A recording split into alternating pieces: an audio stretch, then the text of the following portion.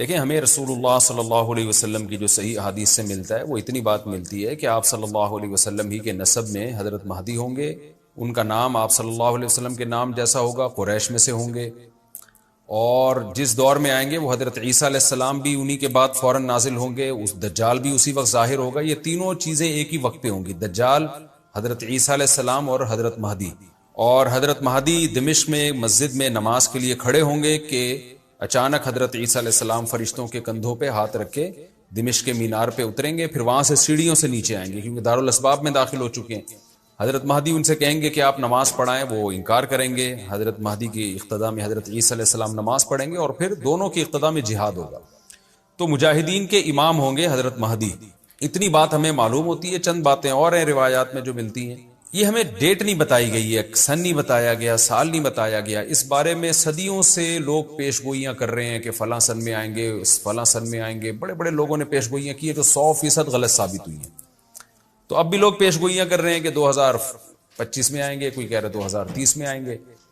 تو گورنمنٹ کی طرف سے کوئی پابندی نہیں ہے، کوئی بھی کچھ بھی کہہ سکتا ہے۔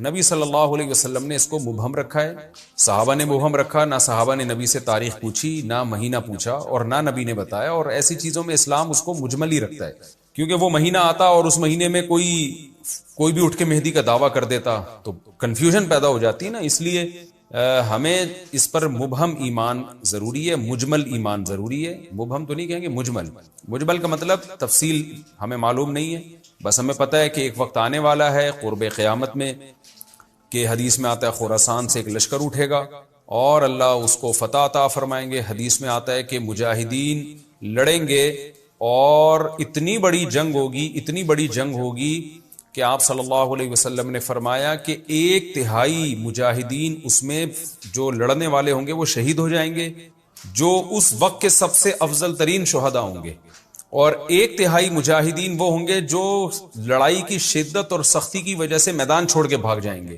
یہ وہ لوگ ہوں گے جن کی اللہ کبھی بھی توبہ قبول نہیں کرے گا، اور 1/3 ہوں گے جن کو اللہ دنیا پہ غلبہ عطا کرے گا، کفر پہ غلبہ عطا کرے گا۔ تو یہ اس وقت پھر حضرت مہدی کی قیادت میں جہاد ہوگا اور پوری دنیا میں امن قائم ہو جائے گا۔ حضرت عیسیٰ ابن مریم بھی اسی وقت نازل ہوں گے، دجال کو قتل کریں گے، اور ایک اور دفعہ، یعنی ایک دفعہ تو اسلام دنیا میں غالب آ چکا ہے، تو ایک اور دفعہ اسلام حضرت مہدی حضرت عیسیٰ ابن مریم کے ذریعے پوری دنیا میں غالب آ جائے گا، اور ہر طرف خیر ہی خیر ہوگی، جزیے کا نظام ختم ہو جائے گا، اور اللہ تعالیٰ اپنی برکتوں کو کھول دے گا، آسمان کی برکتیں، خوب بارشیں برسیں گی۔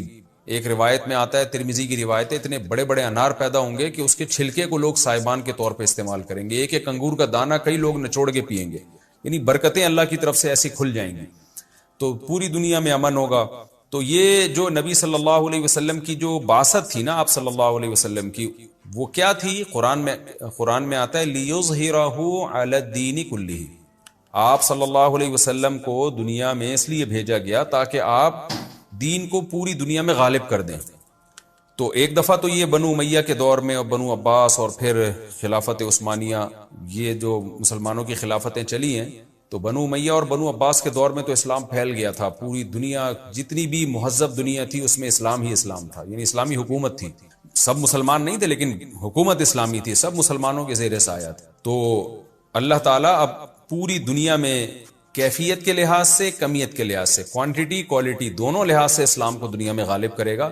اس کے لیے اللہ نے حضرت مہدی اور حضرت عیسیٰ ابن مریم کا انتخاب کیا ہے۔ اتنا ہمارا ایمان ہے۔ اب کیا ہوتا ہے کہ ہر تھوڑے دن میں کوئی مہدی اٹھ کے دعویٰ شروع کر دیتا ہے، اور تو امام مہدی سب سے پہلی بات یہ مجاہد ہوں گے، بڑی اہم ترین بات یہ ہے، اور انہی کے دور میں حضرت عیسیٰ ابن مریم بھی نازل ہوں گے، تو اور دجال بھی ظاہر ہوگا۔ تو اس لیے یہ تینوں چیزیں ایک ساتھ ہیں، اس لیے ان کو پہچاننے میں اہل اسلام کو دشواری نہیں ہوگی۔ حضرت مہدی کو تو لوگ خود تلاش کریں گے، ان کی علامتوں میں سے یہ بھی ہے، وہ دعویٰ نہیں کریں گے، لوگ اہل اللہ، بزرگان دین، علماء ان کو خود تلاش کریں گے۔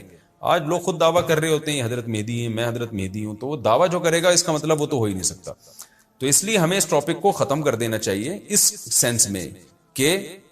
سینس میں ختم کر دینا چاہیے کہ جو دعوے کر رہے ہیں نا کہ کل آ رہے ہیں، پرسوں آ رہے ہیں، فلاں سن میں آ رہے ہیں، اس سینس میں اس ٹاپک کو ہمیں ختم کر دینا چاہیے۔ ہاں، جتنا احادیث میں ہے اس کو بیان کرنا چاہیے، اور جو لوگ بھی خلاف سنت ہوتے ہیں وہ تو حضرت مہدی ہو ہی نہیں سکتے۔ آج تو مہدی ہونے کا دعویٰ ایسے پاگل فضول قسم کے لوگ کر رہے ہیں، جو انسان ہونے کا دعویٰ کرنے سے پہلے ان کو سوچنا چاہیے کہ ہم انسان کے بچے بھی ہیں کہ نہیں۔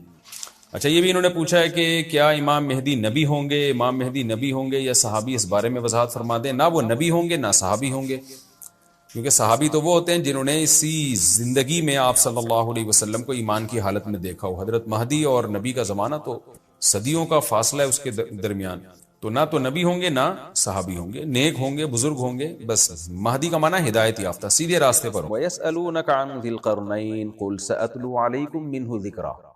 میں نے بتایا تھا کہ نبی صلی اللہ علیہ وسلم کی نبوت کے دلائل میں ہے یہ واقعہ۔ یہودیوں نے آپ سے پوچھا کہ ذوالقرنین کے بارے میں بتائیے۔ ذوالقرنین وہ تھے جن کی تاریخ مسخ ہو چکی تھی، ایک بادشاہ تھے جنہوں نے پوری دنیا کو فتح کیا اور اللہ کے دین کو دنیا میں غالب کیا۔ پیغمبر تھے یا ولی اللہ تھے، راجح یہی ہے کہ پیغمبر نہیں تھے، لیکن اگر پیغمبر تھے تو ہمارا ایمان ہے، ہم تمام پیغمبروں پہ ایمان لاتے ہیں۔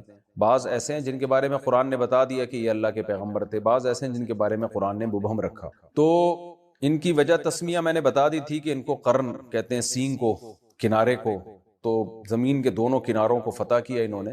تو ان کی تاریخ مسخ ہو چکی تھی، لیکن ایک اللہ والے گزرے تھے، نیک بادشاہ گزرے تھے اس وقت کی آباد دنیا میں، انہوں نے اللہ کے دین کو بلند کیا۔ تو اس لیے نبی صلی اللہ علیہ وسلم سے ان کے بارے میں آگے پوچھا گیا کہ آپ ان کے بارے میں کیا جانتے ہیں، آپ بتائیے، اگر آپ اللہ کے سچے پیغمبر ہیں تو آپ کو پتا ہونا چاہیے۔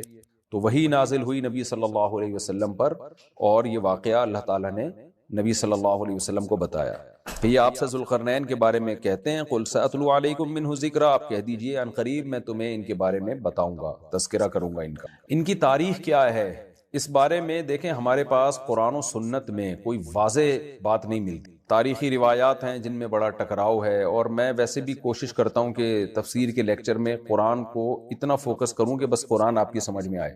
باقی آپ نیٹ پہ بھی سرچ کر سکتے ہیں اور کتابیں بھی پڑھ سکتے ہیں، بہت کچھ کہا گیا ہے، لیکن اتنی بات قرآن ہی سے پتہ چلتی ہے کہ یہ نبی صلی اللہ علیہ وسلم کے قریب کا واقعہ ہے، کوئی بہت زیادہ پرانا نہیں ہے۔ اور یہ قرآن میں اشارہ ایسے ملتا ہے کیونکہ ذوالقرنین مشرق کی طرف بھی گئے، زمین کا بالکل مشرقی حصہ جہاں آبادی ختم ہو رہی ہے، یا یوں کہہ سکتے ہیں کہ آبادی جہاں سے شروع ہو رہی ہے، اور بالکل زمین کے مغربی حصے میں بھی گئے جہاں آبادی ختم ہو رہی ہے، اور شمال کے حصے میں بھی گئے جہاں شمال میں اینڈ جو تھا آبادی کا۔ تو اس سے پتہ اور جنوب جو تھا نا، اس کا تذکرہ نہیں ہے یہاں، ساؤتھ کا تذکرہ نہیں ہے۔ وجہ اس کی یہ ہے کہ جنوب میں دنیا میں بہت بعد میں آبادی ہوئی ہے۔ ابھی بھی آپ دیکھ لیں جنوبی ممالک جو آتے ہیں، آسٹریلیا ہے یا جو ایکویٹر کے اس طرف جو بھی علاقے ہیں لیفٹ سائڈ پہ، یعنی اگر آپ مشرق سے مغرب کی طرف رخ کر کے کھڑے ہوتے ہیں تو ایکویٹر کے جو لیفٹ سائڈ پہ علاقے ہیں وہ افریقہ اور آسٹریلیا، تو افریقہ میں بھی آبادی بھی اب بھی بہت کم ہے۔ تو ایسا معلوم ہوتا ہے کہ اس وقت ساؤتھ میں آبادی تھی نہیں، تبھی ذوالقرنین مشرق کی طرف گئے ہیں اور ویسٹ کے انتہا میں گئے اور ساؤتھ کی طرف گئے ہیں۔ یہ تین جگہیں جہاں دنیا آباد تھی، اور پہلے آبادی دنیا میں یہی ہوئی ہے۔ آسٹریلیا تو میرا خیال ہے دریافت بھی بہت بعد میں ہوا ہے۔ تو ان ملکوں میں ذوالقرنین نہیں گئے، لیکن یہ ان جگہوں پہ ذوالقرنین نہیں گئے، یعنی تین جگہوں پہ بہت زیادہ آبادی تھی اس وقت۔ تو یہ آبادی کا ہونا اس کی علامت ہے کہ یہ کوئی بہت زیادہ پرانا تاریخی واقعہ نہیں ہے کہ جس وقت دنیا کے مخصوص علاقوں میں آبادی تھی۔ ہمیں قرآن سے پتہ چلتا ہے کہ دنیا میں جو سب سے پہلے آبادی جہاں زیادہ پھیلی ہے، یہ وہ علاقے ہیں جو شمال کی طرف ہیں زمین کے، یعنی شمال کی طرف، جیسے ایکویٹر کے رائٹ سائڈ پہ، اگر آپ مشرق سے مغرب کی طرف رخ کر کے کھڑے ہوتے ہیں تو ایکویٹر کے جو رائٹ سائڈ ہے اور مغربی، یہ دو، یعنی شمال میں، نارتھ میں اور ویسٹ میں، اس طرف دنیا میں اولین آبادی اس طرف ہے، تبھی زیادہ تر پیغمبروں کے واقعات بھی یہیں سے متعلق ہیں، اور یہاں جو قدیم انسانی تہذیب اور جو قدیم آبادی کے آثار بھی یہیں سے زیادہ ملتے ہیں۔ تو اتنی بات بہرحال ثابت ہو گئی کہ یہ علاقے اس وقت آباد تھے، تو ظاہر ہے یہ کوئی بہت پرانا واقعہ نہیں ہے، یہ نبی صلی اللہ علیہ وسلم کے دور کے قریب کا واقعہ، یا کم سے کم یہودیوں، یعنی حضرت ابراہیم علیہ السلام کے دنیا میں آنے کے بعد کا واقعہ ہے، کیونکہ بہت بڑی آبادی پر یہودیوں کی حکومت تھی، تو اسی دور کے کوئی یہ بادشاہ گزرے کہ انہوں نے بھی بہت بڑا علاقہ فتح کیا۔ وَيَسْأَلُونَكَ عَنْ ذِي الْقَرْنَيْنِ، یا آپ سے ذوالقرنین کے بارے میں پوچھتے ہیں، آپ ان کو بتا دیجئے کہ ان قریب میں اس کا تذکرہ تم سے کروں گا۔ إِنَّا مَكَّنَّا لَهُ فِي الْأَرْضِ، ہم نے ان کو زمین میں ٹھکانہ دیا تھا، وَآتَيْنَاهُ مِنْ كُلِّ شَيْءٍ سَبَبًا، اور ہر طرح کے وسائل ہم نے ذوالقرنین کو دیے تھے۔ فَأَتْبَعَ سَبَبًا، آپ نے راستوں کو اختیار کیا یا وسائل کو اختیار کیا، ان وسائل کو اختیار کر کے جہاد کیا اللہ کے راستے میں، حتیٰ اذا بلغ مغرب الشمس، جب سورج غروب ہونے کی جگہ پہنچے، وجدہا تغرب فی عین حمیۃ، آپ نے اس کو سیاہ پانی میں غروب ہوتے ہوئے پایا۔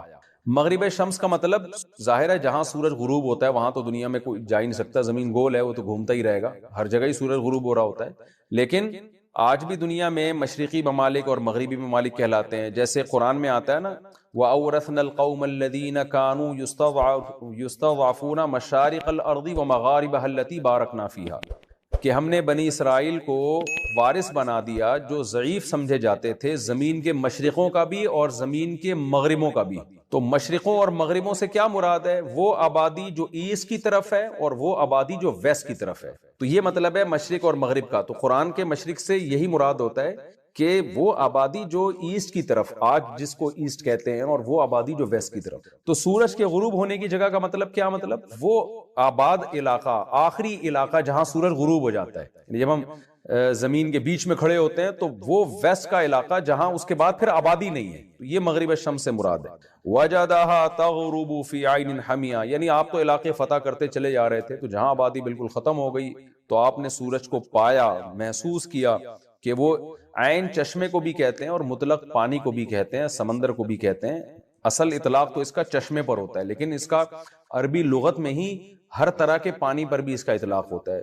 تو زیادہ تر مفسرین اس طرف گئے ہیں کہ اس سے مراد ہے سمندر، یعنی سمندر میں ڈوبتا ہوا پایا. مطلب یہ کہ آگے آبادی ختم ہو رہی تھی اور آپ مزید آگے جا نہیں سکتے. تو آپ نے اس کو ہمآ سے نکلا ہے. ہمآ عربی میں کوئلے کو کہتے ہیں، گرم کوئلہ جو نا سیاہ. تو ہمآ سیاہی والا، یعنی سیاہی والا پانی. تو اس سیاہی والے پانی سے بلیک کلر بھی مراد ہو سکتا ہے. یہ کیچڑ پہ بھی اس کا اطلاق ہوتا ہے، کیونکہ کیچڑ مٹی کے ساتھ جب ملا ہوا ہوتا ہے نا تو وہ بھی پانی سیاہ نظر آتا ہے. اور اس سے مراد یہ بھی سیاہ کا اطلاق عربی میں جو بھی گہرا کلر ہوگا نا اس کو بھی عربی میں سودا کہا جاتا ہے، اسود کہا جاتا ہے.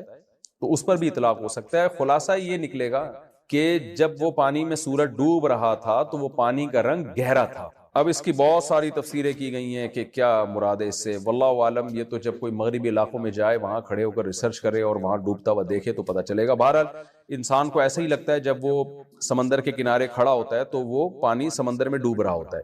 اب دیکھیں یہاں بعض لوگوں نے قرآن پہ اعتراض کیا ہے کہ سورج تو پانی میں نہیں ڈوبتا، سورج تو گول ہی گھومتا رہتا ہے.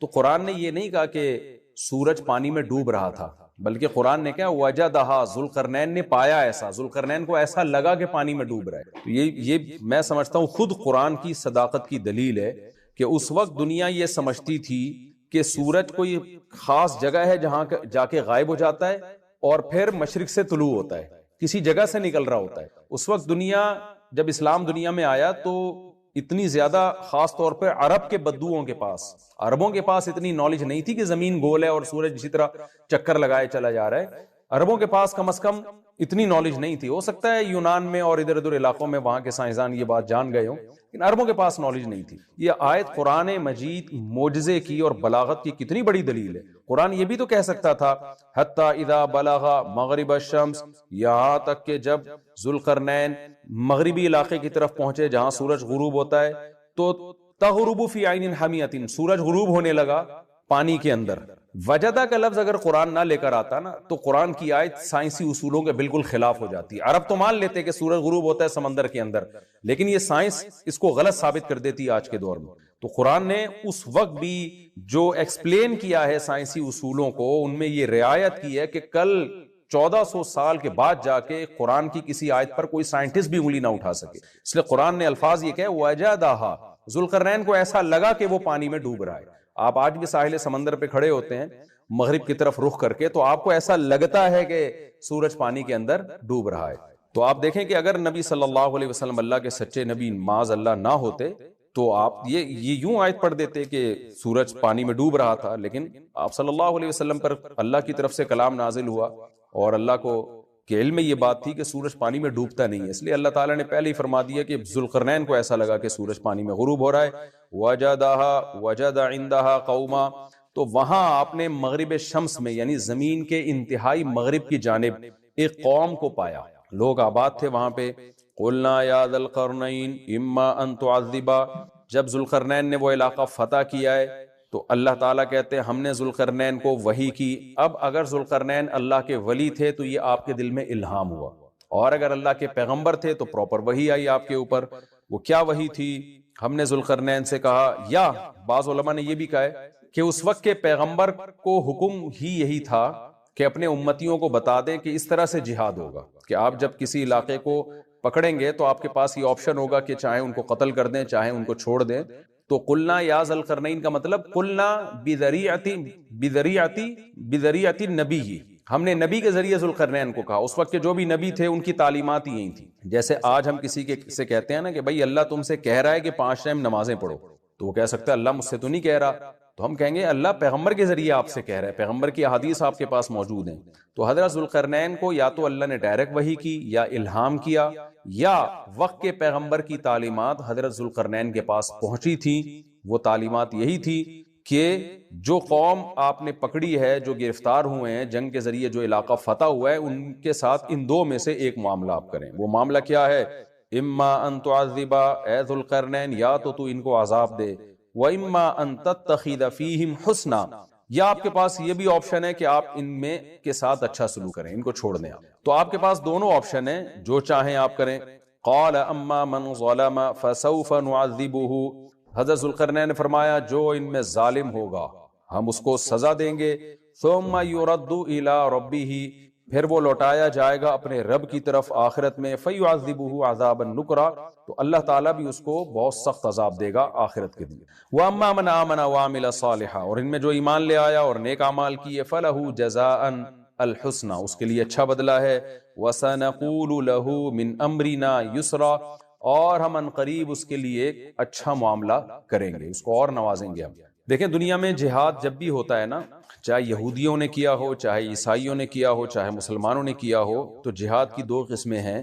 ایک دفاعی جہاد کہلاتا ہے اور ایک اقدامی جہاد کہلاتا ہے. دفاعی جہاد کا مطلب یہ ہوتا ہے کہ کسی قوم نے آپ پہ حملہ کیا تو ظاہر ہے آپ نے دفاع کرنا ہے، جیسے تیسے ممکن ہو اپنا ڈیفنس کرنا ہے. اس جہاد کو ساری دنیا جائز سمجھتی ہے، آپ کا ذاتی حق سمجھتی ہے. ایک جہاد وہ ہوتا ہے جو اقدام کرنا. اقدام کا مطلب یہ ہوتا ہے کہ اللہ تعالیٰ نے پیغمبروں کو دنیا میں بھیجا، نوح علیہ السلام کو، صالح علیہ السلام کو. ان پیغمبروں کو حکم یہ تھا کہ آپ نے صرف دعوت دینی ہے، آپ نے تلوار نہیں اٹھانی، اس دعوت کے پیچھے تلوار نہیں ہے. تو جو ایمان لے آئے، نہیں لے کر آئے، اللہ اس کو خود نمٹے گا قیامت کے دن. جیسے نوح علیہ السلام 950 سال دعوت دیتے رہے، 40-50 لوگ ایمان لے کر آئے، باقیوں کو اللہ نے تباہ کر دیا. صالح علیہ السلام دعوت دیتے رہے، شعیب علیہ السلام دعوت دیتے رہے، اور ہود علیہ السلام دعوت دیتے رہے، ابراہیم علیہ السلام دعوت دیتے رہے، لوط علیہ السلام دعوت دیتے رہے. ان تمام پیغمبروں کی دعوت کے پیچھے تلوار نہیں تھی. حضرت موسیٰ علیہ السلام بھی دعوت دیتے رہے، اس کے پیچھے بھی تلوار نہیں تھی. لیکن جب فرعون تباہ برباد ہو گیا، غرق ہو گیا، پھر موسیٰ علیہ السلام کے پاس ایک ریاست آئی چھوٹی سی. پھر موسیٰ علیہ السلام کو اللہ نے حکم دیا کہ اب آپ تلوار لے کے جہاد کریں. تو ہم پچھلی امتوں میں دیکھتے ہیں جہاد کا حکم ہمیں نہیں ملتا، لیکن ہم موسیٰ علیہ السلام قرآن میں اگر ہم دیکھتے ہیں تو موسیٰ علیہ السلام کے دور سے ہمیں لگتا ہے کہ باقاعدہ تلوار کا تذکرہ ملتا ہے کہ اللہ تعالیٰ نے حضرت موسیٰ کو حکم دیا کہ اپنی قوم کو کہیں کہ قوم عمالقہ پہ آپ جا کے لڑائی کریں. پھر مشہور واقعہ ہے کہ یہودیوں نے کہا کہ ہم سے نہیں لڑا جاتا، جس پہ ان کو سزا ملی ہے، اور وادی عتی میں 40 سال وہ دھکے کھاتے رہے. تو وہاں قوم عمالقہ نے کوئی حملہ نہیں کیا تھا موسیٰ علیہ السلام پر، بلکہ موسیٰ علیہ السلام کو خود حکم تھا کہ آپ نے ان کے اوپر حملہ کرنا ہے. اس کے بعد جو سلیمان علیہ السلام کی تاریخ ہے، داؤد علیہ السلام کی تاریخ ہے، یہاں اسٹیٹ تھی اور باقاعدہ یہاں سے حملے ہوتے رہے ہیں دوسری ریاستوں پر، جس کی وجہ سے یہودیوں کی ایک بہت بڑی ریاست دنیا میں قائم ہوگی. تو یہ کہلاتا ہے اقدامی جہاد. اس کا فلسفہ یہ ہے کہ یہ زمین اللہ کی ہے، تو اللہ تعالیٰ صرف انسانوں سے یہ مطالبہ نہیں کرتے کہ جو ایمان لانا چاہے لے آئے، جو نہ لانا چاہے اس کو اپنے حال پہ چھوڑ دو. ٹھیک ہے، زبردستی کسی کو مسلمان نہیں بنایا جائے گا، لیکن زمین پر جو نظام چلے گا وہ اللہ کا چلے گا. تو اس نظام کو قائم کرنے کے لیے تلوار اٹھانے کا حکم. تو یہ یہود میں بھی رہا ہے، عیسائیوں میں بھی رہا ہے. اب پچھلی امتوں میں کیوں نہیں تھا؟ وجہ اس کی بار بار میں بتاتا رہتا ہوں کہ اللہ تعالیٰ نے اس دنیا کو جوڑا ہے اسباب کے ساتھ. اگر ہم قرآن کا مطالعہ کرتے ہیں، پچھلی امتوں میں جو اقدامی جہاد نہیں رہا، اس کی وجہ یہ تھی کہ اہل اسلام بہت کمزور تھے، وہ لڑ نہیں سکتے تھے. نوح علیہ السلام کے دور میں 40-50 لوگ مسلمان ہوئے ہیں، وہ ہزاروں کا مقابلہ نہیں کر سکتے. لہذا ان کو حکم دیا گیا کہ بس آپ نے دعوت دینی ہے، دعوت دینی ہے. نوح علیہ السلام 950 سال دن میں بھی رات میں بھی پکارتے رہے. صالح علیہ السلام کے ساتھ بہت تھوڑے لوگ ایمان لائے، ہود علیہ السلام کے ساتھ بہت تھوڑے لوگ، لوط علیہ السلام کے ساتھ بہت تھوڑے لوگ، ابراہیم علیہ السلام کے ساتھ تو 2-4 کے علاوہ آپ کی 2 ازواج تھیں اور آپ کے بھانجے. ان کے علاوہ ہمیں نہیں پتا چلتا کہ کوئی اور شخص تیسرا بھی ایمان لے کر آیا, تو آپ نے ہجرت کر کے علاقہ ہی چھوڑ دیا. تو یوسف علیہ الصلوۃ والسلام کا بھی ایسا ہوا کہ جب مصر میں گئے ہیں تو بہت تھوڑی تعداد میں بنی اسرائیل تھے, وہ مصریوں سے لڑ نہیں سکتے تھے. لیکن جب موسیٰ علیہ الصلوۃ والسلام کے دور میں بنی اسرائیل کو نجات ملی ہے, اچھا پھر موسیٰ علیہ السلام کو بھی حکم نہیں تھا کہ فرعون کے خلاف تلوار اٹھائیں. ظاہر ہے گراؤنڈ ریئلٹی یہ کہہ رہی تھی کہ ایسا ہو نہیں سکتا کہ ایک قوم جو غلام بنی ہوئی ہے اور اس کے پاس اپنے ظلم سے بچنے کے لیے وسائل نہیں ہیں, وہ ایک مضبوط ریاست کے خلاف خروج کیسے کر سکتی ہے. لہذا وہاں بھی اللہ نے اپنی طاقت اور قدرت سے فرعون کو تباہ و برباد کر دیا. اب جو بنی اسرائیل بچے نا ظلم سے آزاد ہوئے, اب ان کے پاس ایک چھوٹی سی اسٹیٹ آ گئی. اب ان کو حکم ہوا کہ اب تم نے زمین پر اللہ کا نظام نافذ کرنا ہے. تو یہاں بہت سے لوگ اعتراض کرتے ہیں کہ بھئی یہ اسلام کس بات کا حکم دے رہا ہے, کہ یا قرآن کس بات کا حکم دے رہا ہے پیغمبروں کو کہ جی تلوار اٹھائیں اور زمین پر اللہ کے نظام کو نافذ کریں. اس کو خوب اچھی طرح سمجھیں کہ زمین پر کوئی بھی نظام جب نافذ ہوتا ہے نا, اس کے پیچھے تلوار ہی ہوتی ہے. چاہے جمہوری نظام ہو, چاہے وہ آمرانہ نظام ہو, جتنے بھی دنیا میں اس وقت بھی سسٹم چل رہے ہیں وہ سب تلوار کے زور سے ہی نافذ کیے گئے. تلوار کا مطلب زبردستی نافذ کیے گئے. اس میں ہر ایک سے اس کی رائے نہیں لی جاتی کہ آپ یہ چاہتے ہیں کہ نہیں چاہتے ہیں. مثال کے طور پر اس جمہوری نظام کو یہ آپ دیکھ لیں, اکثریت کے ساتھ اگر کوئی جیتتا ہے تو جو اس کے حزب اختلاف میں لوگ ہوتے ہیں وہ جیتنے والے کو وزیر اعظم مانے یا نہ مانے, سسٹم کہتا ہے کہ آپ کو ماننا پڑے گا. تو یہ بھی تو تلوار ہی ہے نا.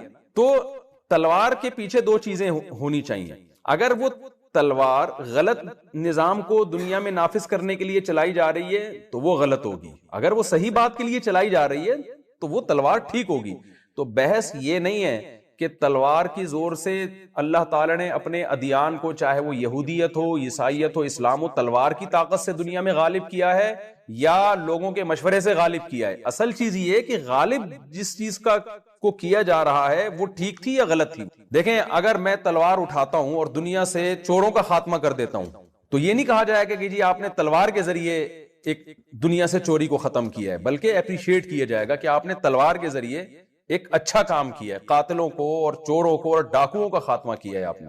تو یہ خوب سمجھ لیں, اسلام دنیا میں آیا, اس سے پہلے یہودیت دنیا میں آئی یا عیسائیت دنیا میں آئی, تو جن پیغمبروں نے تلواریں اٹھائی ہیں نا ان کا موقف بہت واضح تھا کہ زمین پر اللہ کا نظام ہونا چاہیے, اس نظام کو نافذ کرنے کے لیے تلوار چلے گی. ایک بات. نمبر دو کہ ہم جس نظام کو اللہ کا نظام کہہ رہے ہیں, اس نظام کے اللہ کے نظام ہونے پر ہمارے پاس مضبوط دلائل ہے. یعنی ایک آدمی تلوار اٹھاتا ہے, وہ کہتا ہے کہ میں اللہ کے نظام کو دنیا میں نافذ کرنے کے لیے یہ کام کر رہا ہوں, لیکن اس کے پاس دلیل ہی نہیں ہے کہ میرا جو نظام ہے وہ اللہ کا نظام ہے, تو وہ بھی غلط ہے. دیکھیں یہاں 3 اسٹیپ ہیں, اس کو خوب اچھی طرح سمجھیں. تین اسٹیپ ہیں, اس کو یعنی ہمیشہ کے لیے نا یہ اقدامی جہاد کا فلسفہ آپ کے دماغ میں بیٹھ جائے گا. جب آپ تلوار اٹھاتے ہیں, نمبر 1, آپ جس سسٹم کو دنیا میں غالب کرنے کی بات کر رہے ہوتے ہیں نا تلوار کی طاقت سے, پہلی بات وہ سسٹم ٹھیک ہونا چاہیے. ایک بات, غلط چیز کو دنیا میں آپ تلوار کے ذریعے نافذ نہیں کر سکتے. نمبر 2, اس کے ٹھیک ہونے پر آپ کے پاس مضبوط دلائل ہو. 2 اور 2 4 کی طرح آپ کے پاس دلائل ہوں کہ یہ جو میں چیز دنیا میں نافذ کر رہا ہوں یہ ٹھیک ہے. جیسے کوئی کرپشن کے خلاف جہاد کرتا ہے تو ساری دنیا مانتی ہے کہ کرپشن غلط ہے, تو یعنی یہ اتنا واضح آپ کا دعویٰ ہونا چاہیے. تیسری چیز, آپ کے پاس اسباب اور وسائل بھی ہوں کہ اسباب اور وسائل کی دنیا میں آپ فتح بھی حاصل کر سکتے ہوں. تو 3 شرطیں کسی تحریک میں, کسی نظام میں پائی جائیں گی تو شرعن بھی اور عقلن بھی ان کو اجازت ہوگی کہ وہ تلوار اٹھائیں اور اپنے نظام کو دنیا پہ نافذ کر دیں. اور یہ 3 شرطوں میں سے ایک شرط بھی اگر نہیں پائی جاتی تو پھر کسی تحریک کو یا کسی بھی شخص کو اجازت نہیں. مثال کے طور پر اب میں ایسی مثالیں دیتا ہوں جس سے یہ جو میں نے 3 شرطیں بیان کی ہیں نا یہ شرطیں اچھی طرح سمجھ میں آئیں گی. ایک آدمی تلوار اٹھاتا ہے, ایک تحریک چلاتا ہے, جیسے ہٹلر نے تلوار اٹھائی تھی, وہ بھی اقدامی لڑائی کر رہا تھا. اس نے تلوار اٹھائی کہ جی میں پوری دنیا میں کا کنٹرول اپنے ہاتھ میں لینا چاہتا ہوں, لیکن تلوار اس نے اٹھائی اس بیس پہ وہ چاہتا تھا کہ جرمن کو پوری دنیا کا حاکم بنا دے. اس سے جب پوچھا گیا کہ بھئی آپ جرمن قوم کو پوری دنیا کا حاکم کیوں بنانا چاہتے ہیں, اس نے دلیل دی کہ جرمن قوم دنیا کا بہترین دماغ رکھتی ہے اور دنیا کا لیڈر بننے کی سب سے بڑی جرمن قوم میں صلاحیت ہے. یہ دلیل بھی غلط تھی, اور جس چیز کو دنیا میں جس ہدف کو لے کے وہ دنیا میں اس نے تلوار چلائی، وہ ہدف بھی غلط تھا۔ ایک شرط ہو سکتا ہے پائی جاتی ہے، اس نے کہا ہوگا کہ میرے پاس اتنے وسائل ہیں، اتنی طاقت ہے، اتنا اسلحہ ہے، ایسی منظم فوج ہے کہ میں دنیا پہ غلبہ پا سکتا ہوں۔ اس میں دو رائے ہو سکتی ہیں کہ ہٹلر کے پاس اتنی مضبوط فوج تھی یا نہیں تھی۔ ہم مان لیتے ہیں کہ جی اس کے پاس اتنی مضبوط آرمی تھی، اتنے وسائل تھے کہ وہ دنیا میں غلبہ حاصل کر سکتا تھا، لیکن پچھلی دو شرطیں یہاں مفقود ہو رہی ہیں کہ آپ جس چیز کو دنیا میں نافذ کر رہے ہو اس کی آپ کے پاس برحق ہونے کی کیا دلیل؟ آپ یہ تو قوم کی جنگ ہے، آپ ایک قوم کو دنیا کا امام بنانا چاہتے ہو۔ تو دنیا میں جتنی بھی غیر مسلموں کی جنگیں ہوتی رہی ہیں، یا تو یعنی ان میں دو شرطیں لازمی مفقود ہیں، نہ ان کے پاس کوئی ہدف ہوتا ہے صحیح، ہدف کیا ہوتا ہے دنیا کے وسائل پہ قبضہ کرنا، اور نہ اس ہدف کے صحیح ہونے کی ان کے پاس کوئی واضح دلیل ہوتی۔ جبکہ اسلامی جنگیں یا یہود و نصارہ کی جو جنگیں رہی ہیں، ان جنگوں کے پیچھے دعویٰ بھی درست ہوتا ہے اور ان کے پاس اس دعوے کے درست ہونے کی دلیل بھی بہت واضح ہوتی ہے۔ تیسری شرط میں اختلاف ہو سکتا ہے کہ آپ کے پاس پاور ہے یا نہیں۔ تو جتنی بھی جنگیں دنیا میں ہوئی ہیں، جو مذہب کے نام پہ جنگیں ہوئی ہیں، اگر ان جنگوں میں مذہب ٹھیک تھا اور جو مذہب کے نام پہ جنگ کرنے والے لوگ تھے ان کے پاس اپنے مذہب کے برحق ہونے کے دلائل بھی دو اور دو چار کی طرح بالکل واضح تھے، اور ان کے پاس اتنی طاقت بھی تھی کہ لڑائی کے بعد فساد برائے فساد نہیں ہوگا بلکہ وہ علاقوں پہ قبضہ کر لیں گے، تو پھر ایسی جنگ ان کے لیے بالکل جائز تھی۔ دنیا میں کوئی عقل مند اس کو غلط نہیں کہہ سکتا۔ تو یہ اقدامی جہاد ہے جو اسلام میں بھی رہا ہے، یہودیوں میں بھی رہا ہے اور عیسائیوں میں بھی رہا ہے۔ اور میں بار بار یہ بات کہتا ہوں، ہمارے ایک دوست اٹلی گئے نا، تو انہوں نے کہا کہ وہاں پہ ایک اٹلی میں جو ایک سٹی ہے جو پانی پہ ہے، اس کا نام اس وقت میرے ذہن سے نکل گیا، میں ہو کے بھی آیا ہوں، چاروں طرف پانی ہے، تو وہاں ایک بورڈ انہوں نے لگا کے رکھا ہوا ہے کہ مسلمان فاتحین جب یورپ میں داخل ہوئے تو جو ناجائز قبضہ انہوں نے کیا اور تلواریں چلائی تو ہم بھاگ کے ان جزیروں میں محصور ہو گئے تھے۔ تو میرے دوست نے مجھے اٹلی سے فون کیا کہ یہ دو مسلمان فاتحین کے بارے میں اس طرح کے بورڈز پہ یہاں چیزیں لکھی ہوئی ہیں۔ میں نے ان سے کہا کہ ان سے آپ یہ کہنا کہ یورپ جو عیسائیوں کے ہاتھ میں آیا نا، تو وہ بھی فاتحین ہی آئے تھے، وہاں پہ یہودیوں کو بھگایا تھا ان فاتحین نے۔ تو آپ نے جو یورپ پہ قبضہ کیا تھا وہ بھی مذہب کی بیس پہ کیا تھا کہ آپ کے پیچھے عیسیٰ علیہ السلام کی دعوت تھی اور آپ کا یہ ہدف تھا کہ حضرت عیسیٰ برحق نبی ہیں، اور جو نبی برحق ہوتا ہے اسی کی تعلیمات کو دنیا میں ہم نے غالب کرنا ہے۔ تو آپ کے مقابلے میں یہودی کھڑے ہوئے، آپ نے یہودیوں سے علاقے چھین کے ان پہ قبضہ کیا، تو اس لیے یہ احتجاج کا حق تو یہودیوں کو ہونا چاہیے کہ ہم سے علاقے چھینے گئے۔ پھر ہم یہودیوں کی طرف آتے ہیں تو یہودی اگر کہے گا ہم پہ ظلم ہوا، عیسائیوں نے جنگیں لڑ کے ہم سے ہمارے علاقے چھینے، تو ہم یہودیوں سے بھی یہ کہیں گے کہ جناب آپ نے بھی داؤد علیہ السلام اور سلیمان علیہ السلام کی قیادت میں جہاد ہی کیا تھا، اس وقت آپ کا دعویٰ یہ تھا کہ داؤد علیہ السلام کا دین سچا ہے، سلیمان علیہ السلام کا دین سچا ہے، موسیٰ علیہ السلام کا دین سچا ہے، لہذا اس دین کو دنیا میں غالب ہونا چاہیے، اور آپ کے پاس اس کے برحق ہونے کے دلائل بھی تھے اور آپ کے پاس طاقت بھی تھی اور یہ مذہب بھی واقعی برحق تھا، لہذا آپ کا حق تھا کہ آپ دنیا پہ حکومت کریں، تو آپ نے حکومت کی۔ تو اب یہی دعویٰ پھر اسلام کا بھی دعویٰ ہے کہ محمد صلی اللہ علیہ وسلم برحق نبی ہیں، اور مسلمانوں کے پاس آپ صلی اللہ علیہ وسلم کے نبی ہونے کے اور اسلام کے سچے ہونے کے دو اور دو چار کی طرح واضح روشن دلائل بھی ہیں، اور مسلمانوں کے پاس پاور بھی تھی لڑنے کی۔ 100% پاور کا ہونا تو ضروری نہیں ہے، آدھی پاور بھی ہو تو قرآن نے مدد کا وعدہ کیا ہے، تو جذبہ بھی تھا، تو اسی جذبے کے تحت اگر مسلمانوں نے آپ کے علاقوں پہ قبضہ کر لیا تو کوئی نیا کام نہیں ہوا ہے، وہی کام ہوا ہے جو یہودی پہلے مشرکین کے خلاف کرتے رہے، پھر عیسائی یہودیوں کے خلاف کرتے رہے، اور اس کے بعد مسلمان فاتحین پھر دونوں کے خلاف کرتے رہے ہیں۔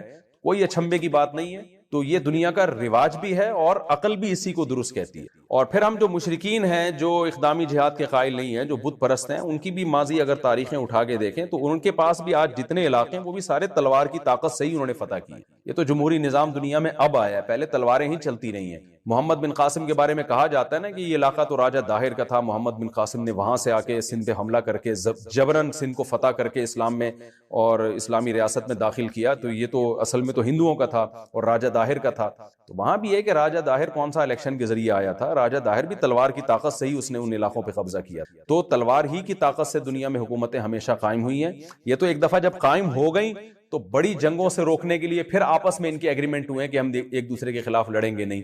تو یہ میں نے پوری جو لمبی چوڑی تقریر کی ہے نا آپ کے سامنے، یہ اسلام کے اقدامی جہاد کو سمجھانے کے لیے۔ تو مسلمان فاتحین جو اللہ کے نیک بندے ہیں یہ ہمیشہ سے رہے ہیں، جن میں ایک ذوالقرنین ہے، تو اللہ نے حضرت ذوالقرنین کا واقعہ یہ سمجھانے کے لیے بھی بیان کیا ہے کہ الذین آمنوا یقاتلون فی سبیل اللہ والذین کفروا یقاتلون فی سبیل الطاغوت۔ دنیا میں ہمیشہ تلوار چلی ہے، چلی کس کام کے لیے؟ جو ایمان والے ہیں انہوں نے قوم پرستی کے لیے، وسائل پہ قبضہ کرنے کے لیے تلوار نہیں چلائی، بلکہ اللہ کے نظام کو دنیا میں غالب کرنے کے لیے چلائی۔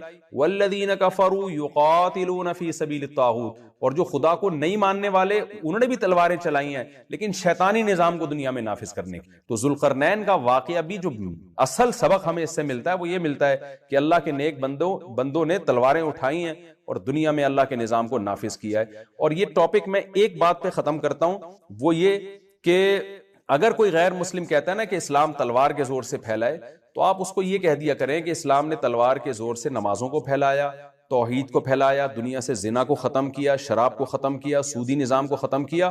تم نے جو تلوار چلائی ہے، تم نے دنیا کو زنا سے بھر دیا، تم نے دنیا میں شراب کو عام کر دیا، تم نے ماں باپ کے لیے اولڈ ہاؤس بنا کے اولڈ ہاؤس میں جمع کرنے کے کلچر کو پروموٹ کیا۔ تو تلوار دنیا میں ہر جگہ چلی ہے۔ مسلمان کی تلوار سے رشتہ داری جوڑنے کا نظام پیدا ہوا اور پاک دامنی کا نظام پیدا ہوا، ایک خدا کی عبادت پہ لوگ آئے، اور کفر کی تلوار سے دنیا میں بے غیرتی اور بے حیائی پھیلی ہے جو آج ساری دنیا اپنی آنکھوں سے دیکھ رہی ہے، خودکشیاں پھیلی ہیں۔ تو تلوار تو دونوں نے چلائی ہے لیکن تلوار سے نافذ کیا گیا ہے اس کو دیکھنا پڑے گا۔ تو یہ حضرت ذوالقرنین کے واقعے سے بھی ہمیں سبق ملتا ہے کہ آپ نے بھی تلوار، تو دنیا میں سارے فاتحین تلوار ہی چلاتے رہے ہیں۔ قال اما من ظلم فسوف نعذبه ثم يرد الى ربه، اللہ تعالیٰ فرماتے ہیں کہ جب ذوالقرنین نے علاقہ فتح کیا تو ہم نے ذوالقرنین سے کیا کہا، اما ان تعذب، آپ کو اختیار ہے، آپ چاہیں تو ان کو عذاب دیں۔ کیا مطلب؟ قتل کر دیں ان کو۔ میدان جنگ میں پکڑے گئے ہیں، لڑائی کے بعد پکڑے گئے ہیں تو آپ کو یہ حق ہے قتل کر دیں۔ وَإِمَّا أَن تَتَّخِذَ فِيهِمْ حُسْنًا، یہ بھی آپ کے پاس حق ہے، اس زمانے کی شریعت میں ایسا ہی ہوگا کہ آپ ان پر احسان کر کے ان کو چھوڑ دیں۔ تو آپ کو اللہ نے دونوں اختیار دیے، اس زمانے کی شریعت میں ایسا ہی تھا۔ قال اما من ظلم، حضرت ذوالقرنین کی اللہ تعریف کر رہا ہے کہ ذوالقرنین نے فیصلہ یہ کیا کہ نہ تو میں سب کو چھوڑوں گا نہ میں سب کو قتل کروں گا، میں کیا کروں گا؟ من ظلم، جو ظلم کرے گا، فسوف نعذبہ، عن قریب اس کو میں سزا دوں گا۔ یہاں ظلم سے مراد ہے کفر پہ باقی رہے گا، جو کفر پہ باقی رہے گا، شرک کرتا رہے گا، برائیوں میں پڑا رہے گا، تو اس کو میں عذاب دوں گا۔ بظاہر ایسا لگتا ہے عذاب سے مراد قتل کرنا۔ ثم يرد الى ربه، پھر وہ اپنے رب کی طرف لوٹایا جائے گا۔ فيعذبه عذابا نکرا، اللہ پھر اس کو اس سے بھی بڑا عذاب دے گا۔ دنیا میں تو یہ عذاب ملے گا، آخرت میں اس سے بھی بڑا عذاب ہوگا۔ اس سے پتہ چلتا ہے کہ پچھلی امتوں میں شاید جزیے کا رواج نہیں تھا، یہ تو اسلام نے احسان کیا کہ تلوار سے آپ نے کسی کو مسلمان نہیں کرنا، بلکہ ہماری شریعت میں حکم یہ ہے اللہ کا، اب تو اقدامی جہاد ہی ختم ہو گیا کیونکہ مسلمانوں کے پاس طاقت ہی نہیں، اپنے ملکوں کو بچانا مسلمانوں کے لیے مشکل ہو گیا ہے۔ لیکن پچھلی امتوں میں جب پچھلے جو مسلمانوں کے ماضی میں جب جہاد ہوا ہے تو ہماری شریعت نے ہمیں، قرآن میں بھی ہے یہ حکم اور احادیث میں تو بہت ہی واضح ہے کہ کسی بھی علاقے کو جب فتح کیا جائے گا تو تلوار کے زور سے کسی کو مسلمان نہیں بنایا جائے گا، بلکہ ان کو پہلے دعوت دی جائے گی، اگر وہ اسلام قبول کر لیتے ہیں تو ان کو چھوڑ دیا جائے گا، اگر اسلام قبول نہیں کرتے تو تلوار چلے گی، اور تلوار کے بعد پھر ان پہ جزیے کو نافذ کیا، ان کے جان اور مال کا تحفظ کیا جائے گا، اور ان کی عبادت گاہوں کو بھی باقی رکھا جائے گا، اور ان سے ایک مخصوص قسم کا ٹیکس لیا جائے گا ہر سال، جو بہت تھوڑا ہے۔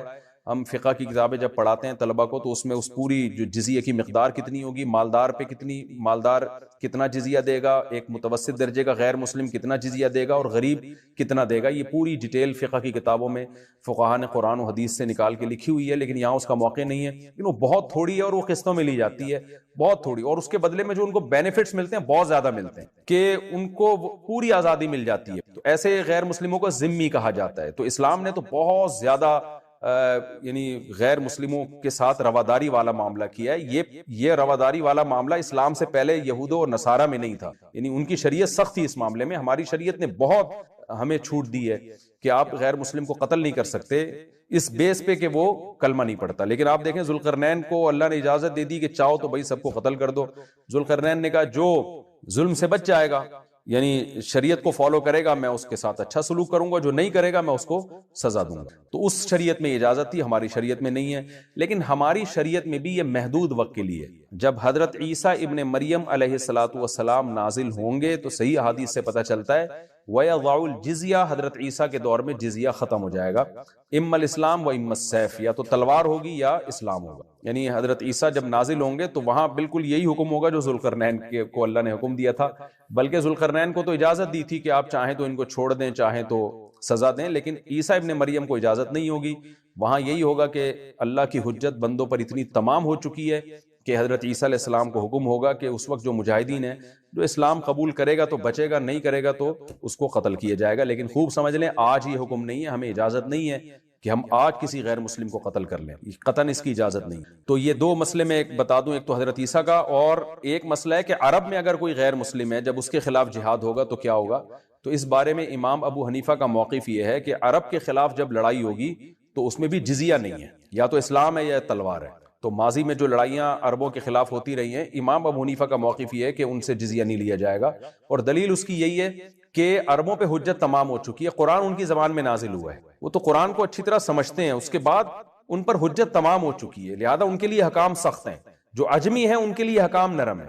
اور جیسے عیسیٰ ابن مریم نازل ہوں گے نا جب، تو اسلام کے سچے ہونے کے دلائل دنیا میں اتنے واضح ہو چکے ہوں گے. سنوریہم آیاتنا فی الآفاق، قرآن کہتا ہے ہم اسلام کے برحق ہونے کے دلائل ان کو دکھاتے رہیں گے. تو عیسیٰ ابن مریم کے دور میں 2 اور 2 4 کی طرح اتنا واضح ہو چکا ہوگا اسلام، اور اسلام کی دعوت بھی اتنے بھرپور طریقے سے پہنچ چکی ہوگی کہ اللہ کی حجت لوگوں پہ تمام ہو جائے گی. پھر کوئی یہ کہے کہ میری سمجھ میں اسلام نہیں آ رہا، اس کا مطلب بہت زیادہ ہٹ دھرم اور ضدی ہی ہے. لہذا اس وقت بھی حکم سخت ہو جائے گا کہ بھئی اما الاسلام، یا تو اسلام یا پھر تلوار. تیسرا آپشن جزیے کا آپ کے پاس نہیں. لیکن عیسیٰ ابن مریم کے آنے سے پہلے عربوں کے بارے میں تو وہی حکم ہے کہ اما الاسلام و اما السیف. لیکن اختلافی مسئلہ ہے، میں نے بتایا یہ صرف امام حنیفہ کا موقف ہے، باقی تینوں ائمہ اس کے قائل نہیں ہیں. وہ کہتے ہیں عربوں سے بھی جزیہ لیا جائے گا، لیکن امام حنیفہ کہتے ہیں عربوں پہ حجت تمام ہو چکی ہے. ان کے الگ الگ دلائل ہیں، اس میں جانے کا کوئی زیادہ فائدہ نہیں. اور ویسے بھی آج کل اقدامی جہاد تو ہے نہیں، تو اس ڈیٹیل میں جب عیسیٰ علیہ السلام کے دور میں اقدامی جہاد شروع ہوگا تو ویسے ہی جزیہ کے حکام ختم ہو چکے ہوں گے. اللہ کرے کہ اس سے پہلے مسلمانوں کے پاس اتنی طاقت آ جائے، خلافت قائم ہو جائے، ریاست قائم ہو جائے مضبوط جیسے ہوا کرتی تھی. یہ تو اب اللہ کی مرضی ہے. میرا مقصد تو صرف ابھی فقہی حکام بیان کرنا. تو اس وقت بھی جو ہے نا حجت تمام ہو چکی ہوگی، لہذا اس وقت اسلام یا تلوار.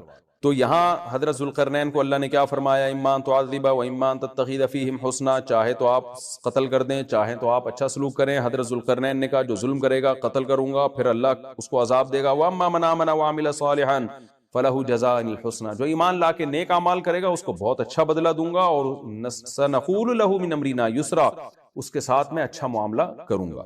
ثم اتبع سببا، وہ علاقہ فتح کر کے وہاں ذوالقرنین نے اپنا کوئی نائب بٹھا کے حکومت قائم کر کے ذوالقرنین وہاں سے نکلے. حتی اذا بلغ مطلع الشمس، پھر زمین کے مشرق کی طرف سفر کیا، یہاں تک کہ مطلع الشمس جہاں سے سورج طلوع ہوتا ہے نا، جو انتہائی آبادی ہے، کتنا لمبا سفر ہوگا آپ اس زمانے میں دیکھیں. تو وہاں پہنچے، وجدہا تطلع علی قوم، تو سورج کو دیکھا کہ ایسی قوم پہ طلوع ہو رہا ہے، لم نجعل لہم من دونہا سترا، کہ ہم نے اس قوم اور سورج کے درمیان کوئی آڑ نہیں رکھی. آڑ نہ ہونے کا مطلب یہ کہ چٹیل میدان میں وہ لوگ رہتے تھے، اور ایسے دیہاتی بدو قسم کے لوگ تھے کہ گھر بنانا بھی نہیں جانتے، دھوپ میں پڑے رہتے تھے. اس ٹائپ کی کوئی قوم تھی. کذالک، اللہ فرماتے ہیں اسی طرح معاملہ ہے، یعنی ہم جو ذوالقرنین کا واقعہ بیان کر رہے ہیں بالکل اسی طرح ہے. یہ بلاغت ہے قرآن کی. ایک اشکال ہوتا ہے نا کہ انتہائی مغرب شمس کو فتح کرنے کے بعد، انتہائی مغربی علاقوں کو فتح کرنے کے بعد، اس دور میں جب آپ کے پاس سواریاں نہیں ہوتی تھیں، ہوائی جہاز نہیں تھے، تو انتہائی مشرقی حصے میں پہنچے کیسے؟ تو اللہ فرماتے ہیں کذالک، ایسا ہی ہے جیسا ہم بیان کرنے. اللہ نے ان کو وسائل دیے تھے، پہنچ گئے وہ. وقد احطنا بما لدیہ خبرا، اور ہم نے احاطہ کیا ہوا تھا ذوالقرنین کے ارد گرد جو کچھ بھی تھا اس کا احاطہ کیا ہوا تھا خبر کے اعتبار سے، یعنی ہمیں پوری خبر ذوالقرنین کی معلوم ہے. ثم اتبع سببا، اس کے بعد پھر آپ نے راستے کو فالو کیا. حتی اذا بلغ بین السدین، اب یہاں قرآن بیان نہیں کر رہا کہ کس سمت میں گئے، لیکن جمہور مفسرین اسی طرف ہیں کہ اس سے مراد ہے شمال کی سمت. یہ مضمون چل رہا تھا کہ حضرت ذوالقرنین انتہائی مشرقی حصے کی طرف پہنچے زمین کے. وہ علاقے فتح کرنے کے بعد پھر حضرت ذوالقرنین نے زیادہ تر مفسرین کی رائے کے مطابق شمال کا رخ کیا. قرآن میں نہیں ہے کہ نارتھ کی طرف گئے یا ساؤتھ کی طرف گئے، لیکن کچھ چیزیں بدیہی ہوتی ہیں. آبادی ظاہر ہے اس وقت نارتھ ہی کی طرف زیادہ تھی، ساؤتھ کی طرف آبادی بہت بعد میں دنیا میں آئی ہے، اور اب بھی بہت کم آبادی ہے ساؤتھ کی طرف. تو غالب یہی ہے کہ نارتھ کی طرف حضرت ذوالقرنین گئے. قرآن کہتا ہے ثم اتبع سببا حتی اذا بلغ بین السدین. سد کہتے ہیں بند کرنا، کہتے ہیں نا سد باب. اور انسداد دہشت گردی، باب انفعال میں جائے گا تو انسداد یعنی دہشت گردی کو بند کرنا. تو سدین، 2 سد یعنی 2 آڑیں. تو پہاڑ کو آڑ سے تعبیر کیا گیا کیونکہ پہاڑ رکاوٹ بن جاتا ہے ادھر کی آبادی ادھر اور ادھر کی ادھر جانے کے لیے.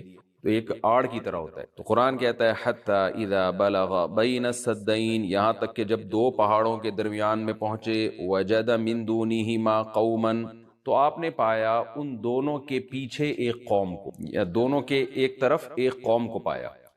لا یکادون یفقہون قولا، ایسی قوم تھی لا یکادون یفقہون قولا، کہ بات سمجھنے کی صلاحیت ہی نہیں تھی اس کے اندر. دیکھیں حضرت ذوالقرنین جب مشرق کی طرف گئے تو زبان تو وہاں بھی نہیں آتی ہوگی، وہ الگ زبان ہوگی. جب سورج کے مغرب کی طرف گئے، زمین کے دوسرے کنارے کی طرف، تو ان کی زبان بھی ذوالقرنین کی زبان سے میچ نہیں کرتی ہوگی، وہاں بھی ترجمان کی ضرورت پڑی ہوگی. لیکن وہاں قرآن نے یہ نہیں کہا کہ وہ بات سمجھتے ہی نہیں تھے. لیکن جب نارتھ کی طرف گئے ہیں تو قرآن کہہ رہے ایسی قوم دیکھی پہاڑوں کے پیچھے جو کچھ سمجھنے کی اس میں گویا صلاحیت ہی نہیں تھی. لا یکادون، ان میں کھوپڑی نہیں تھی ان کی. اس لیے زیادہ تر مفسرین اس طرف گئے ہیں کہ یہ کوئی وحشی قوم تھی. کوئی وحشی قوم ہوتی ہے نا جنگلوں میں جو رہنے والے، جیسے میں نے ایک ولاگ بنایا تھا، مسائی قوم ایک جنگل میں رہتی ہے، تو جنگلی قسم کی قوم تھی. کوئی ہو سکتا ہے پتے وتے جسموں پہ ڈھانپتے ہوں اور بالکل درندوں کی طرح، جانوروں کی طرح رہتے ہو. تو اس ٹائپ کی قوم تھی کہ اوپر کھوپڑی ان کی خالی تھی، بات سمجھنے کی صلاحیت نہیں تھی ان میں. قالوا یا ذا القرنین، وہ ذوالقرنین سے آ کے کہنے لگے ان یاجوج و ماجوج مفسدون فی الارض، کیا ذوالقرنین آپ اللہ کے نیک بزرگ ہیں، آپ آئے ہیں اللہ اللہ سکھا رہے ہیں لوگوں کو، دین کی دعوت دے رہے ہیں، توحید کی دعوت دے رہے ہیں، تو ایک کام ہمارا کر دیں کہ ایک قوم ہے یاجوج اور ماجوج جس نے زمین میں فساد مچا کے رکھا ہو. اب سوال یہ پیدا ہوتا ہے کہ جب اس قوم میں کچھ سمجھنے کی صلاحیت ہی نہیں تھی تو ان کو یہ کیسے پتا چل گیا کہ یہ ذوالقرنین اللہ کے نیک بندے ہیں، اور پھر ان سے بات چیت بھی ہوئی اور ذوالقرنین نے ان کو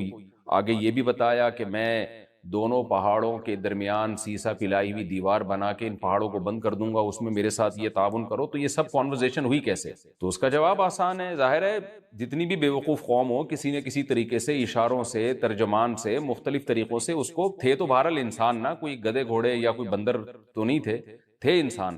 تو قرآن کا منشا صرف یہ ہے کہ ان کے ساتھ ذوالقرنین کو سمجھنے اور سمجھانے میں بہت زیادہ پریشانی ہوئی. تو مقصد صرف یہ بتانا ہے کہ ایک بہت ہی کوئی بے وقوف قسم کی قوم تھی. تو باقی قرآن پھر جو واقعے کی تکمیل کے لیے پھر بیچ میں بہت ساری چیزوں کو حذف کر دیتا ہے جو غیر ضروری ہوتی ہیں. اب عقل مند یہ بات سمجھ جائے گا کہ ذوالقرنین اور ان کے درمیان جو بات چیت ہوئی، اس میں حضرت ذوالقرنین کو بہت زیادہ مشکلات پیش آئیں، ان کی بات کو سمجھنے میں بھی اور سمجھانے میں بھی.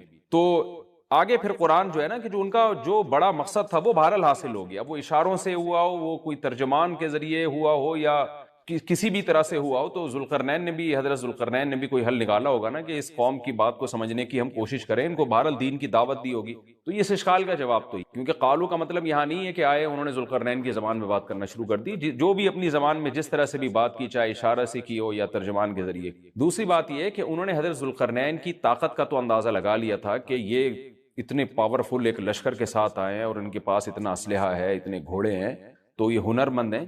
اور آگے ریکویسٹ انہوں نے اس لیے بھی کی کہ حضرت ذوالقرنین کی بزرگی کا بھی ان کو اندازہ ہو گیا. دیکھیے اللہ تعالیٰ نے انسان کی نیچر ایسی بنائی ہے کہ جو نیک لوگ ہوتے ہیں نا، ان کی تقوی اور للہیت کا، ان کی بزرگی کا غیر مسلموں پہ بھی اثر پڑتا ہے. ہندوستان میں علماء بتاتے ہیں کہ ہندو مسلمان بزرگوں کے پاس آیا کرتے تھے دعا کرانے کے لیے، اب بھی آتے ہیں. انڈیا کے بعض علماء نے ہمیں بتایا کہ ہمارے پاس ہندو بھی آتے ہیں اور کہتے ہیں ہمارے لیے دعا کریں اللہ تعالیٰ سے، کیونکہ ایک لاشعوری طور پر انسان کے ذہن میں یہ بات ہوتی ہے کہ بھئی یہ اللہ والا آدمی ہے. جیسے یوسف علیہ السلام جب جیل میں تھے تو غیر مسلم یوسف علیہ السلام کے پاس آئے اور کہنے لگے کہ آپ ہمیں خواب کی تعبیر بتائیں. اب سوال پیدا ہوتا ہے کہ بھئی وہ تو غیر مسلم تھے اور یوسف علیہ السلام نمازی پرہیزگار تھے، تو غیر مسلموں کو کیسے اندازہ ہو گیا کہ یہ خواب کی تعبیر بتائیں گے؟ اس کا جواب یہی ہے کہ لاشعوری طور پر اللہ نے دلوں میں ایک ہیبت ڈالی ہوتی ہے پرہیزگار لوگوں کی، ایک روب ڈالا ہوا ہوتا ہے اور ایک عظمت ڈالی ہوئی ہوتی ہے. یوسف علیہ السلام کے پاس آنے والے لوگوں کو یہ بات معلوم تھی کہ یہ عظیم انسان ہے اور یہ ان کو اللہ تعالیٰ وہ باتیں بتا دے گا جو ہمیں نہیں بتاتا، اللہ ان کو خواب کی تعبیر سمجھا دے گا، ہم نہیں سمجھ سکتے. یہ ایک لاشعور میں انسان کے ہوتی ہے یہ بات.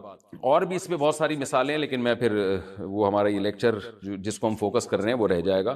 تو ذوالقرنین کے ساتھ بھی یہی ہوا کہ وہ قوم جنگلی وحشی قسم کی تھی، لیکن ان کو طاقت کا بھی اندازہ ہو گیا اور بزرگی کا بھی اندازہ ہو گیا. پھر آ کے انہوں نے درخواست کی.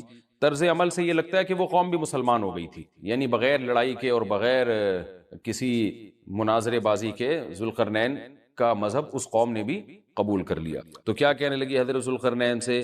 بھئی آپ ہمارا ایک کام کر دیں، آپ اتنے پاورفل آدمی ہیں. ان یاجوج و ماجوج مفسدون فی الارض، یاجوج ماجوج ایک قوم ہے جس نے زمین میں فساد مچا کے رکھا ہوا ہے، آئے دن قتل و غارت کرتے ہیں وہ اور ہمارے پاس ان سے لڑنے کی طاقت نہیں ہے. فَهَلْ نَجْعَلُ لَكَ خَرْجًا، کیا ہم آپ کے لیے خرچ بنا سکتے ہیں؟ کچھ اجرت خرچ کہتے ہیں، خراج کا لفظ آپ نے سنا ہوگا، ٹیکس کو یا اجرت کو. تو ہم آپ کو کمیشن دیں گے اس کا، ہمارے پاس پیسہ بہت ہے، وسائل بہت ہیں، لیکن وہ ٹیکنالوجی ہمارے پاس نہیں ہے جو آپ کے پاس ہے.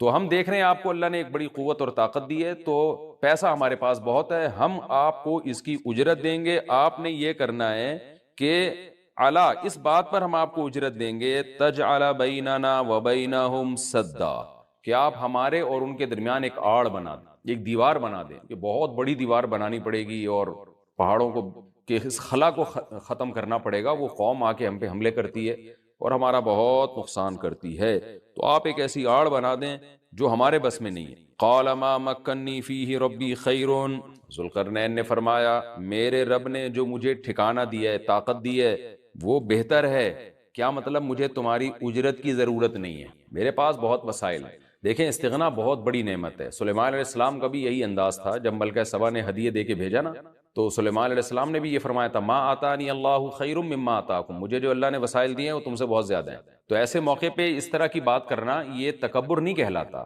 بلکہ یہ عین شکر ہے کہ بھائی میں کیوں کسی سے مانگوں. آپ نے بعض دفعہ مالداروں کو دیکھا ہوگا، وہ یہ جملہ کہتے ہیں بھائی ہم کسی کے محتاج نہیں. تو اس جملے میں اگر اللہ کے شکر کی نیت ہے تو یہ اچھا جملہ ہے، اور اگر نیت ہے دوسرے کو نیچا دکھانا پھر یہ تکبر ہے. تو بعض وہمی لوگ کیا کرتے ہیں، کوئی بھی اس طرح کا جملہ زبان سے نکال دے تو فوراً اس پہ تکبر کا فتویٰ ٹھوک دیتے ہیں. یہ ٹھیک نہیں ہے. تو اس طرح کے جملے پیغمبروں سے بھی ثابت ہیں تو اور اہل اللہ سے بھی ثابت ہیں. حضرت ذوالقرنین نے فرمایا بھائی پیسوں کی مجھے ضرورت نہیں ہے، ما مکنی فیہ ربی، میرے رب نے جو مجھے وسائل دیے ہیں، خیرون، وہ بہت بہتر ہے. تم کیا دو گے مجھے، کتنے پیسے دے دو گے؟ ہاں مجھے افرادی قوت کی ضرورت ہے، کیونکہ اتنے بھاری بھرکم پتھر اٹھا کے پہاڑوں پہ لے کے جانا، لوہے کی پلیٹیں لے کے جانا، اس کے لیے افراد چاہیے، مزدور چاہیے، لیبر چاہیے. فَأَعِینُونِی بِقُوَّةٍ، تم مجھے میری مدد کرو قوت کے ساتھ. قوت چاہیے مجھے، پاور چاہیے، افرادی قوت چاہیے. یہاں قوت سے مراد ہے وسائل چاہیے، لیبر چاہیے، مزدور چاہیے. تو اجعل بینکم وبینہم ردما، میں تمہارے اور ان کے درمیان آڑ بنا دوں گا، دیوار بنا دوں گا. آتونی زبر الحدید، وہ قوت یہ چاہیے کہ دو تم مجھے لوہے کی پلیٹیں، یعنی اوپر چڑھانے میں میری مدد کرو ان کی. تو وہ افراد چاہیے ہمیں بہت بڑی تعداد میں جو لوہے کی پلیٹوں کو لے کے پہاڑوں کے اوپر چڑھیں، اور کوئی بھی اس وقت جو بھی طریقہ انہوں نے اختیار کیا ہوگا، ان پلیٹوں کو ہم دونوں پہاڑوں کے بیچ میں رکھیں گے. حتی اذا ساوا بین الصدفین، یہاں تک کہ جب دونوں کنار، صدف کہتے ہیں پہاڑ کے کنارہ، دونوں کناروں کے درمیان ان لوہے کی پلیٹوں کو. اچھا یہاں بھی اندماج ہے، صنعت اندماج کا مطلب بہت سے واقعات قرآن بیچ میں حذف کر رہا ہے. تو ایسا ہی نہیں ہے کہ بنی بنائی پلیٹیں، انہوں نے کوئی اسٹیل مل تھی اور وہ پلیٹیں پہلے سے تیار رکھی ہوئی تھیں. ظاہر ہے ذوالقرنین نے کیا کیا، لوہا جمع کیا پہلے. حضرت ذوالقرنین نے کس قدر محنت لگی ہوگی، پہاڑوں کے درمیان بہت زیادہ لوہا چاہیے. تو کہاں کہاں سے پتہ نہیں کتنے مہینے کا یہ پروسیس ہوگا، کتنے سال اس پروجیکٹ میں لگے ہوں گے، کہاں کہاں سے لوہا جمع کیا ہوگا. ہو سکتا ہے زمین میں کھدائی کا کام شروع کیا ہو پہلے، کہ زمین سے لوہا نکالیں ہم، پھر اس لوہے کو گرم کر کے اس کو بھٹیوں میں گرم کر کے کیسے پلیٹوں کی شکل میں تبدیل کیا ہوگا. تو یہ کوئی آسان کام نہیں ہے، لیکن قرآن نے اس پورے واقعے کو حذف کر دیا اور مختصراً بیان کیا. آتونی زبر الحدید، جو لوہے کی پلیٹیں ہم نے تیار کی ہیں وہ لا کے دو. حتی اذا ساوا بین الصدفین، جب ان پلیٹوں کو دونوں پہاڑوں کے بیچ میں ایسے ایسے نصب کرنا شروع کر دیا، ایک پلیٹ آئے، پھر دوسری پلیٹ، پھر تیسری پلیٹ. یعنی اگر ایسے کر کے پلیٹ لگاتے تو یہ تو پلیٹ تو بہت ہلکی ہوتی، یاجوج ماجوج اس میں سوراخ کر دیتے، یا کچھ بھی اس کو توڑ دیتے، یا جلا دیتے، پگھلا دیتے بھٹی کے ذریعے، کچھ بھی کر سکتے تھے. تو پلیٹوں کو ایسے کر کے رکھا گیا کہ چوڑائی میں جو ہے وہ دیوار بنے.